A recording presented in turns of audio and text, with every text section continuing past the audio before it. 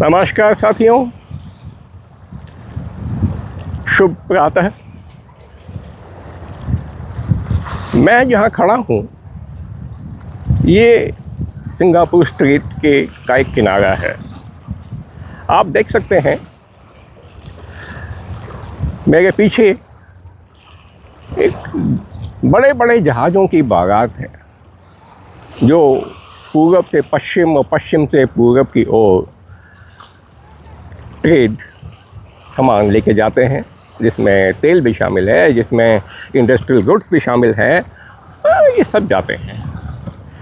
आपको जानकर आश्चर्य होगा कि इस स्ट्रेट की जो चौड़ाई है वो हॉर्मुज़ स्ट्रेट से भी बहुत कम है।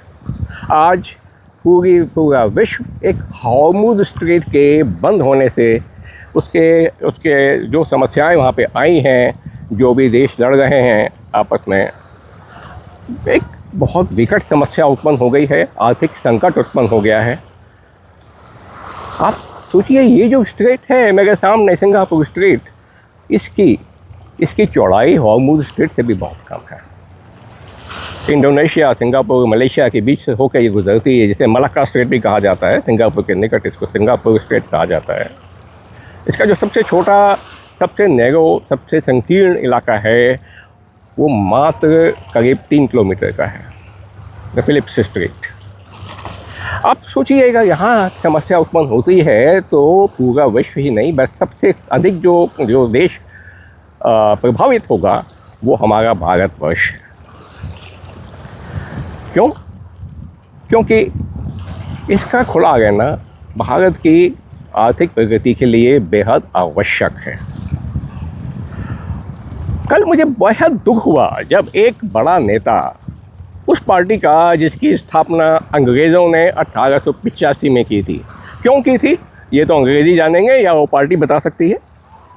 बताया तो ये जाता है कि वो अंग्रेज़ों के विरुद्ध लड़ने के लिए पार्टी बनाई गई थी, लेकिन मुझे समझ में नहीं आता कि एक ब्रिटिश ब्यूरोक्रेट ह्यूम्स अपने खिलाफ लड़ने के लिए एक पॉलिटिकल पार्टी क्यों खड़ी करेगा।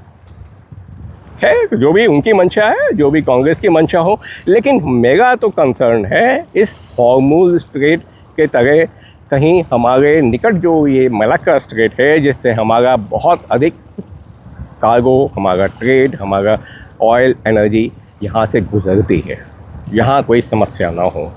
और इसके लिए अगर आप चेन्नई से सिंगापुर या बेंगलोर से सिंगापुर के फ़्लाइट लेंगे तो लगभग 4.5 घंटे लगते हैं। आप दूरी का अंदाज़ा लगा सकते हैं। हमें अपना जो ग्रेट निकोबार आइलैंड है, जो बिल्कुल मलाक्का स्ट्रेट के मुहाने पर है, हमें उसको विकसित करना हमें बहुत पहले करना चाहिए था। जब ये ट्रांसफ़र ऑफ पावर हुआ, अंग्रेज़ों के हाथों से सत्ता निकल के कांग्रेस के हाथ में आई, हमें अगर वो देशभक्ति का जज्बा होता, वाकई में देश को स्वतंत्र बना के रखने का जज्बा होता, तो ना तो पीओके बनता, ना चीन हमारी भूमि को हड़पता, और निस्संदेह ये जो हमारे आइलैंड्स हैं, चाहे वो लक्षद्वीप आइलैंड्स हों, चाहे अंडमान निकोबार आइलैंड्स हों, इनको विकसित करने में कोई देरी नहीं की गई होती। आज ये आपको जानकर आश्चर्य होगा कि ये जो ग्रेट निकोबार आइलैंड है ये सिंगापुर के क्षेत्रफल के बराबर है। इसी प्रकार जो आपका लिटिल अंडमान आइलैंड है वह भी क्षेत्रफल में सिंगापुर आइलैंड के बराबर है। हमारे पास बगल में दो सिंगापुर हमारे देश का हिस्सा है, लेकिन हम क्या कर रहे हैं? एनवायरनमेंट के नाम पर, वातावरण के नाम पर हम इनको वहाँ विकास होने से रोक रहे हैं। कौन चाहता है कि किसका इंटरेस्ट है कि वहाँ के जो लोग आदिवासी हैं वो सदा के लिए आदिवासी बने गए, वो इंसान की ज़िंदगी गुजर ना कर पाएँ? बहुत दुर्भाग्यपूर्ण है। लेकिन साथ ही मैं एक बात और कहूँगा कि कल एक बड़ा इवेंट हुआ जिसमें देश की सुरक्षा से संबंधित बड़े बड़े अधिकारीगण ने हिस्सा लिया, मीडिया के प्रश्नों का उत्तर दिया। एक अजीत दुबे ANI कॉरेस्पॉन्डेंट ने DRDO चीफ से जब पूछा अग्नि 6 के बारे में, तो उत्तर वही था जो हम एक्सपेक्ट करते थे कि हम तैयार हैं, अगर राजनीतिक इच्छा शक्ति है, यदि अगर उनका वर्ड है कि अगर सरकार कहेगी तो हम बना सकते हैं, पॉलिटिकल लीडरशिप अगर कहेगी तो हम कर सकते हैं। देखना यह है कि पॉलिटिकल लीडरशिप कब ये निर्णय लेती है। मैं समझता हूँ कि ऐसे निर्णय लेने में एक बहुत बड़ा मैसेज भी जाता है, बट मुझे लगता है कि आज ये समय आ चुका है कि हमें पूरे विश्व को संदेश देना है कि हम किसी भी स्थिति से निपटने के लिए तैयार हैं।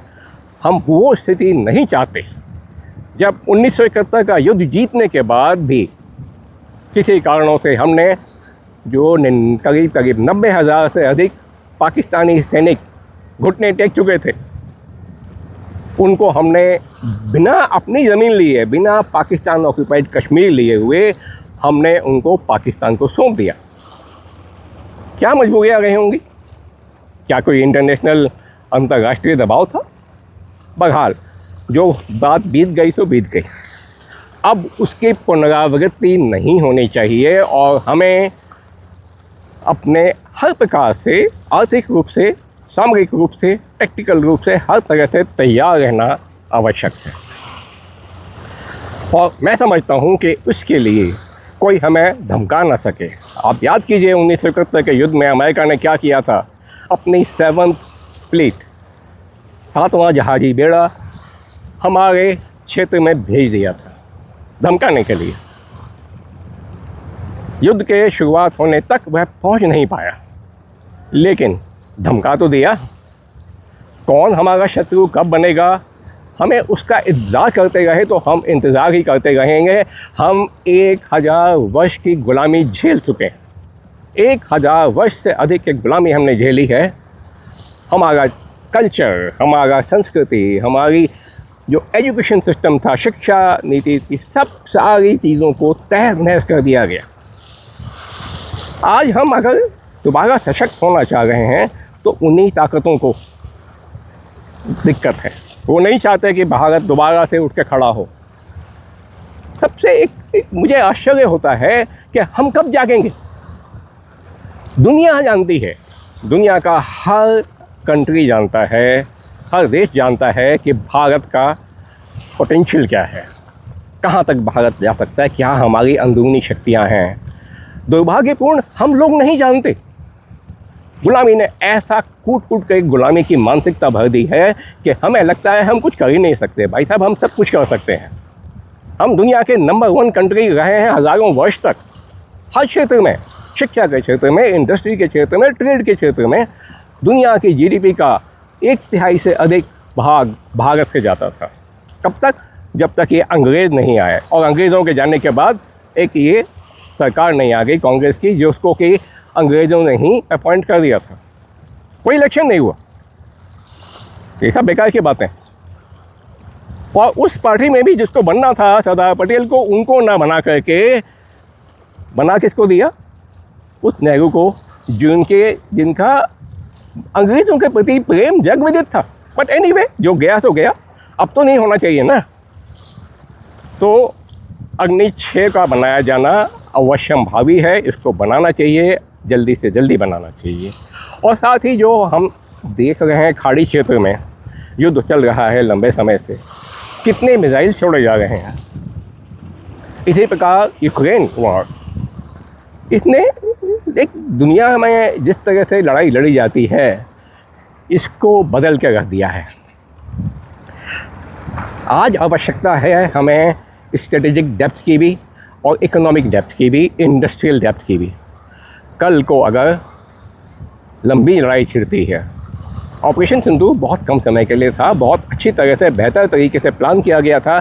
आशा करते हैं कि आगे भी कभी आवश्यकता हुई तो हम इसी प्रकार एक लघु अवधि के युद्ध करके अपने जो ऑब्जेक्टिव्स होंगे, हमारे जो उद्देश्य होंगे, उनको हम पूर्ण कर पाएंगे। लेकिन सब चीज़ें अपने हाथ में नहीं होती हैं, तो हमें प्रत्येक परिस्थिति के लिए तैयार रहना होगा।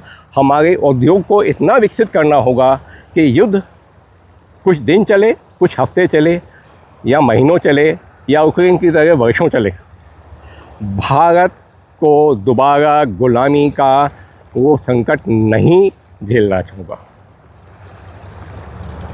और उसके लिए आवश्यक है कि हम अपने उद्योगों को विकसित करें। रक्षा क्षेत्र में हम विश्व के किसी भी कोने में अपनी डेटरेंस को पहुंचाने में सक्षम बने, और साथ ही जो हमारी धरोहर है, हमारे जो आइलैंड्स हैं, जो द्वीप हैं, जिनको कि पिछले 79 ईयर्स से 79 वर्षों से नेगलेक्ट करके रखा गया है, कभी वातावरण के नाम पे, कभी आदिवासियों के नाम पे, ये बकवास बंद होनी चाहिए। हमें इनका पूरा उपयोग करने का अधिकार है। ये किसी पार्टी की जागीर नहीं है, ये भारत देश के नागरिकों की संपत्ति है। ये उनकी भी संपत्ति है जो वहाँ आदिवासी रहते हैं, और उनको एक सामान्य नागरिक की तरह मॉडर्न ज़माने में आने का भी हक है, जो उनसे छीना गया है उनको आइसोलेट करके। तो विकास अवश्यंभावी है। विकास के माध्यम से ही हम शक्ति पुनः प्राप्त कर सकते हैं और स्वतंत्र रह सकते हैं, और साथ ही विकास चलता रहे, इसके लिए हमारे को अपने आप को सशक्त बना के रखना होगा, हर क्षेत्र में, हर प्रकार से। धन्यवाद। आपको ये कैसा लगा? मेरे विचार से आप सहमत हैं या नहीं? मैं प्रार्थना करता हूँ कि आप अपने विचार कमेंट सेक्शन में अवश्य साझा करें। कोशिश करूँगा कि मैं प्रत्येक का उत्तर दे सकूं। धन्यवाद।